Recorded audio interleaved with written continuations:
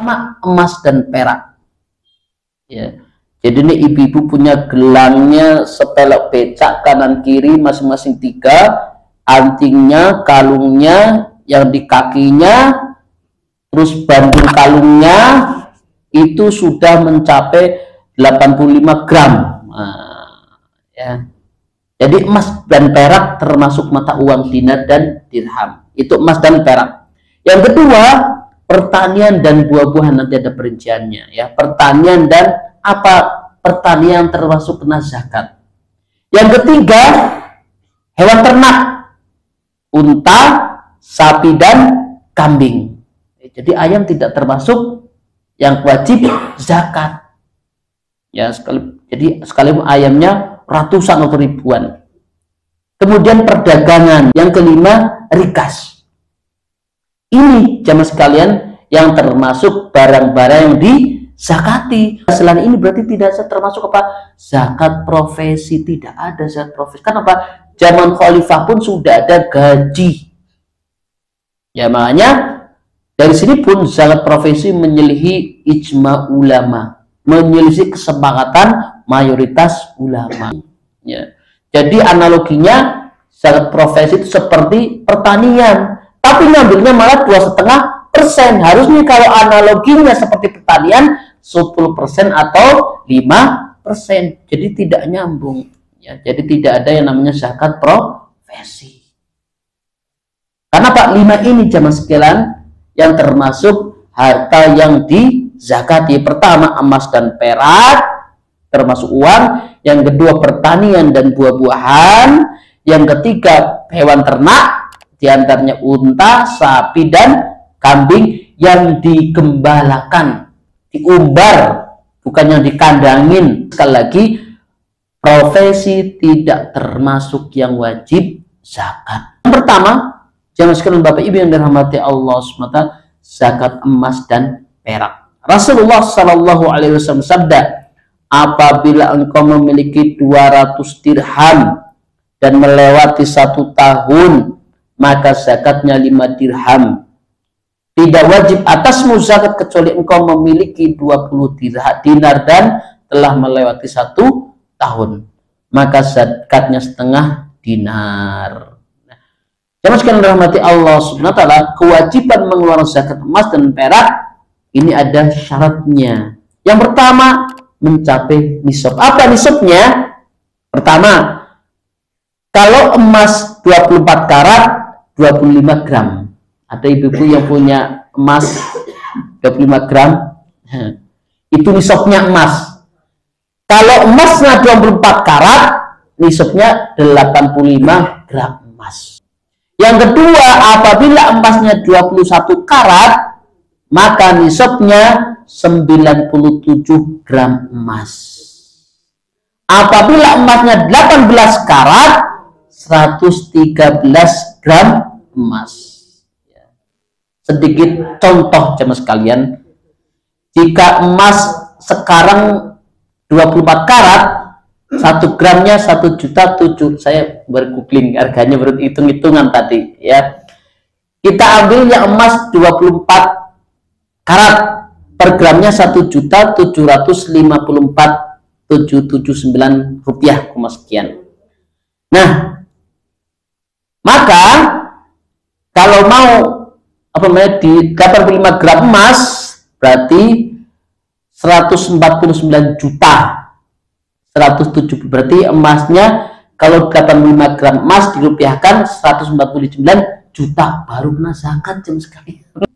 Berarti 2,5%-nya dari 149 juta ya adalah berapa?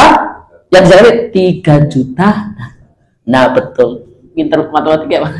Jadi ibu-ibu jamaah sekalian dirahmati Allah SWT, dengan punya emas 24 karat ya, dan sudah sampai nisab 85 gram, berarti zakatnya adalah 3.729, sekian. Jadi intinya di sini betul-betul mengandung prinsip mudah, tidak memberatkan.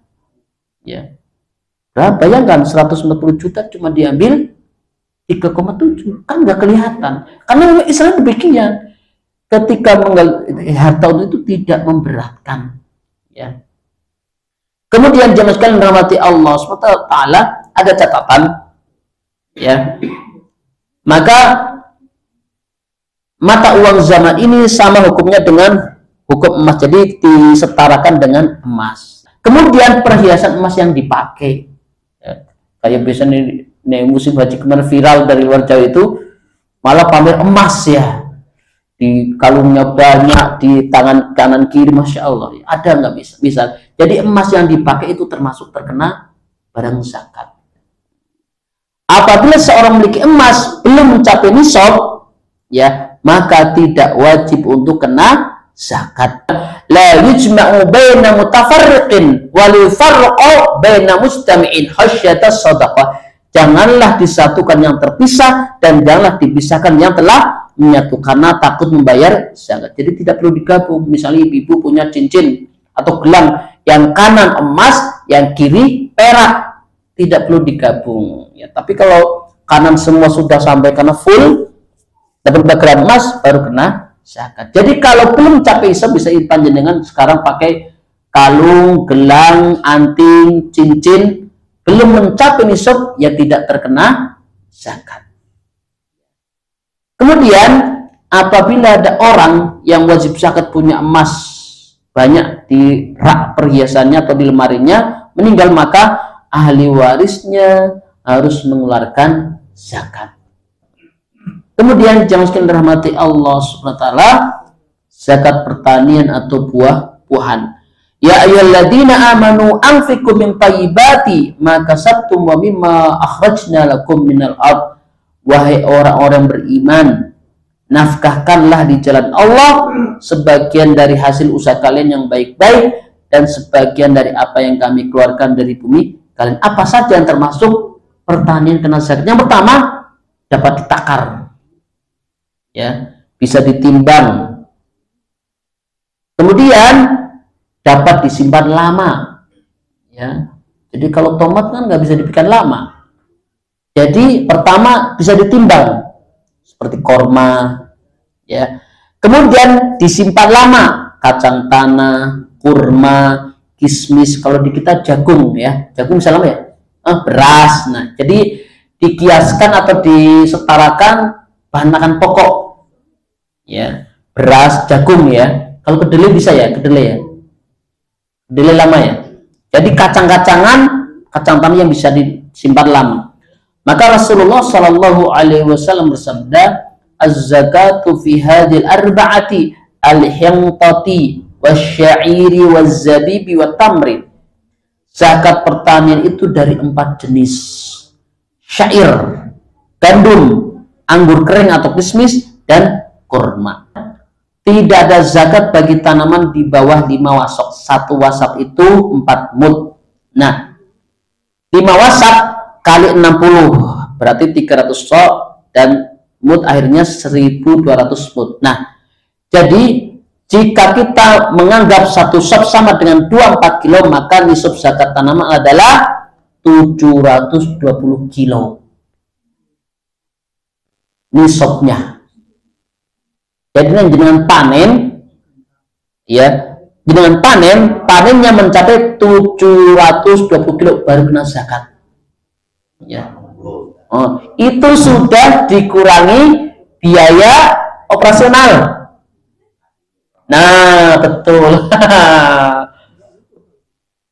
Jadi intinya ini sudah dikurangi rabok, bayar traktor, bayar pupuk. Iya, jadi mudah untuk bersih. Apalagi zaman sekarang, ya, operasi banyak, ya, untuk biaya tandur, ya, macam-macam. Jadi ini udah bersih, sudah dikurangi biaya operasional. Berapa? 720 kilo baru kena zakat. Ini di sini jajan sana, sawah di situ semua, ya. 10 patok. Tanah lurai. Jadi itu jelas sekalian. Jadi minimalnya kalau jenengan punya sawah, ya, panennya sudah bersih, sudah operasional, sudah bayarkan, termasuk bayar utang, ya, utang untuk operasional. Biasanya di sini utang dulu misalnya, ya, sudah dibayarkan semua, bersihnya, berat bersih 220 kilo baru kena zakat. Nah, kalau airnya alami lewat pengairan alami lewat kali ya borongan 10% 10% dari 720 kilo.